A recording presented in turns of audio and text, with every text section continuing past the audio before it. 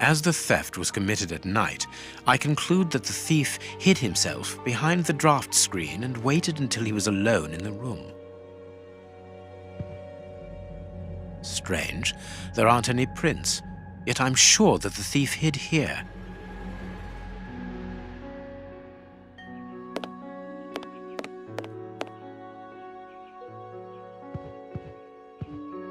A candle. It must have fallen from the chandelier.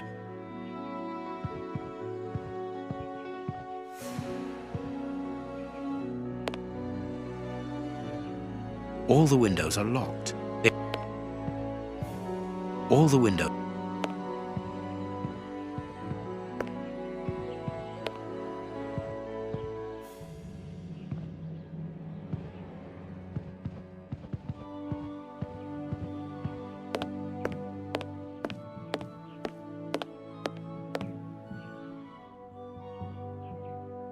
Heading towards his chosen escape route, probably the window, the thief knocked over the stool, which then caught fire. But why didn't he try to put the fire out at once? Strange. There are some objects here that have been knocked over. Footprints. You are not going to get on your knees to examine them. There is no need. It is soot. The servants must have trodden in it while they were putting out the fire. The fire started here, just beneath the bell pull. Whoever pulled the cord would have had his feet in the fire, unless it was pulled before the fire started. The chest wasn't opened. The necklace wasn't in it.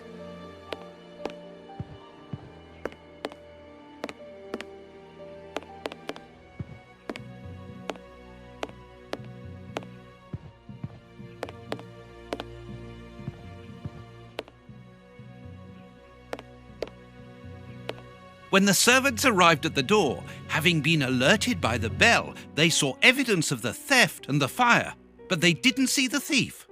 This door is very hard to force. The Marquis is the only person to have the key. The thief could not get out through here until eventually, when the door was opened by the servants. Ah, Mr. Holmes, you're already here. Good morning, Inspector. You've arrived just in time. Scotland Yard arrives like the cavalry, always in the nick of time. Ah, but I know that satisfied expression, Mr. Holmes. Have you already solved the case? It's possible. We have retraced the thief's rather unusual footsteps. He is a true acrobat. But what I cannot understand is that when the servants entered the room, there was no one to be seen. An acrobat, perhaps, but an invisible one? I do not think so. The only explanation is that the thief escaped before the servants arrived. I don't know how, but there is no other way. Half a point for the doctor, nil for the inspector. I am pleased to see that you find the situation amusing, Mr. Holmes. Very well then, explain. Dr. Watson was correct when he mentioned acrobatics, but he is mistaken about the nature of the acrobat. As for you, Baines, you're quite incorrect, as the thief was in the room when the servants entered. Explain, for heaven's sake, Mr. Holmes. Watson, how could a thief be missed in the middle of 8 men? I don't know. Because he is very small? Stop teasing us, Holmes. Exactly, because he is small. Small and remarkably agile. You're thinking of a monkey? And a trained monkey at that, without a doubt, a Leontopithecus rosalia from Central America. The animal had been hidden inside the room for several hours, calmly awaiting the signal from his master.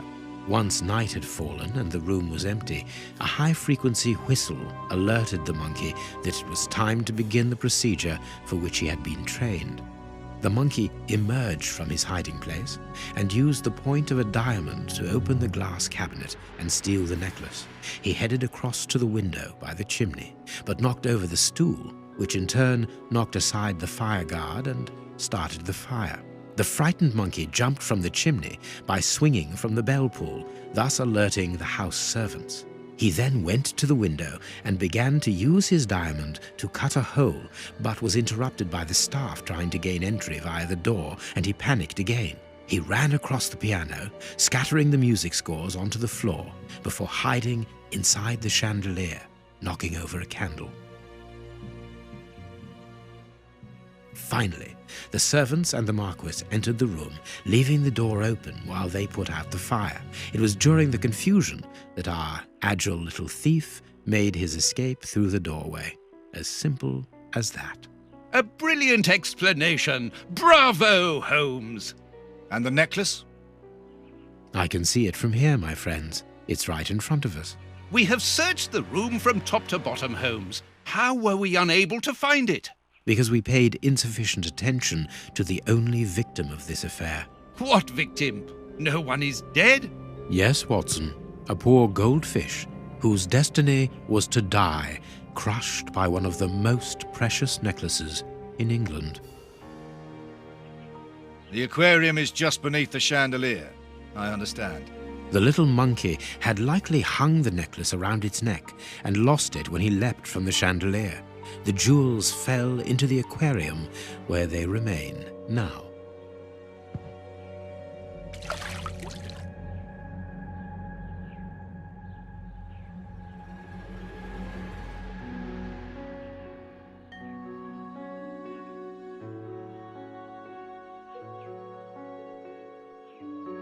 Marquis, here is your necklace, intact, just a little wet.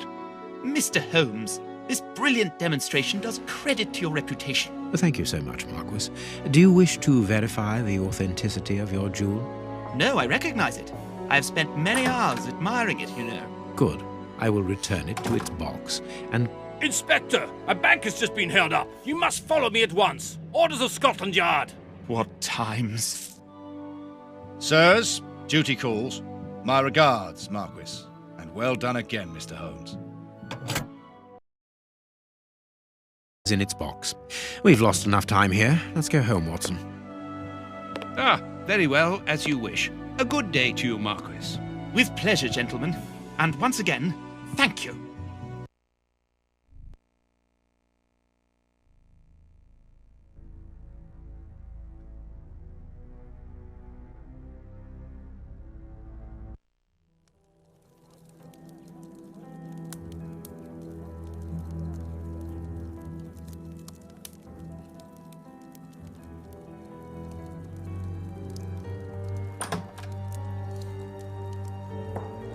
This morning's newspaper. Holmes, have you read this article about you? No, Watson, not yet, and I won't have time to. Read it before you leave. It's outrageous. If you insist.